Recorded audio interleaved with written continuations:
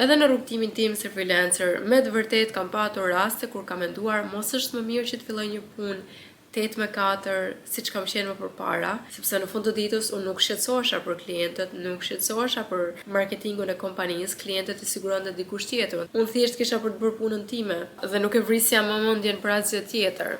Të nesërmen unë vija në punë normalisht, gjumin e bëja shumë mirë gjatë natës, nuk do të punoja deri vonë, nuk kisha për çfarë të shqetësohesha tjetër. Thjesht mbyllja punën, ndërsa në momentin që ti ke një biznesin tënd, truri yt punon 24 orë. Nuk ka fasha orare. Shpeshherë edhe mund të jesh në kafe me dhe ti po mendon për diçka të caktuar. Ti mund të jesh me fëmijën tënd dhe një klient të shkruan apo të merr në telefon edhe do t'i përgjigjesh me patjetër, sepse për ne klienti vjen i pari. Pra, janë të gjitha këto gjëra për t'i patur parasysh dhe për të kuptuar se biznesi mund të mos jetë i përshtatshëm për të gjithë dhe nuk ka asnjë problem, sepse në fund të ditës ne nuk jemi të gjithë njësoj. Dikush ndihet më i plotësuar duke patur një biznes, dikush pëlqen që të ketë më pak përgjegjësi në jetën e vet dhe dëshiron të përqendrohet në gjëra të tjera. Pra, prioritetet ndryshojnë nga njëri person tek tjetri dhe mënyra se si e shohim jetën ndryshon nga një person tek tjetri dhe kjo është krejtësisht normale. Prandaj nuk mund të themi që dikush që po ndërton një biznes po bën gjën e duhur dhe dikush që nuk po ndërton një biznes po bën një gjë të gabuar.